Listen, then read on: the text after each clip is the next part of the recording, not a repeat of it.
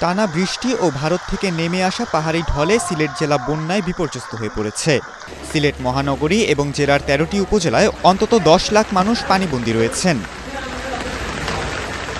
জেলা প্রশাসনের দেওয়া তথ্য মতে সিলেট সিটি কর্পোরেশনের ৪২টি ওয়ার্ডের মধ্যে ২৩টি ওয়ার্ড এবং জেলার ১৩টি উপজেলার ১০৬টি ইউনিয়নের ১৫৪৮টি গ্রাম বন্যায় প্লাবিত হয়েছে। প্রায় ২০,০০০ মানুষ বাড়িঘর ছেড়ে আশ্রয়কেন্দ্রে আশ্রয় নিয়েছেন। সিলেট সুনামগঞ্জ সড়ক সহ সিলেটের বিভিন্ন উপজেলার পাকা সড়কে পানি ওঠায় সড়ক যোগাযোগ বিচ্ছিন্ন হয়ে পড়েছে। বন্যার পানিতে তলিয়ে গেছে ক্ষেতের ফসল, ভেসে গেছে চাষের মাছ। জানা যায় সুরমা নদীর তীর উপচে সিলেট মহানগরীতে পানি প্রবেশ করে তীরবর্তী পাড়া মহল্লাগুলো পানিতে থই থই করছে। নগরীর অভিজাত আবাসিক এলাকা শাহজালাল উপশহরের প্রতিটি সড়ক ও সকল বাসার নিচতলা পানিতে নিমজ্জিত।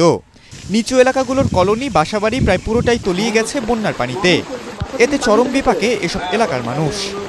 এই গাঙ্গের পানি হামাই আমরা গাঁও দিকে ঢুকছে, প্রচুর ঢুকছে পানি, মানে গোরদারও খমর পানি, আটু পানি। আমরা তো গোরদা সাইডে আমরাও বর্তমানে মারতে থাকি।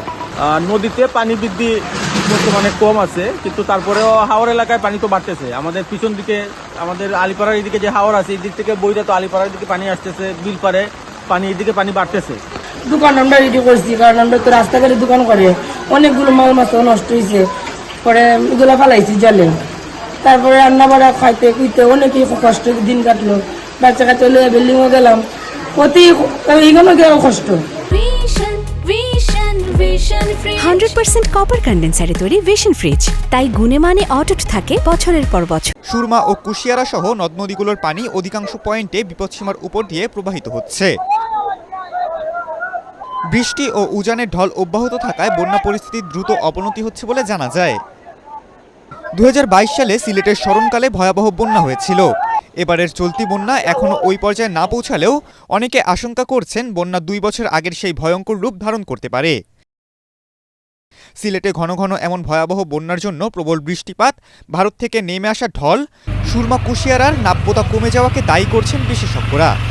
তবে নতুন করে ব্যাপকভাবে আলোচিত হচ্ছে কিশোরগঞ্জের হাওরের মাঝখান দিয়ে তৈরি ইটনা মিঠামইন অষ্টগ্রাম সড়ক।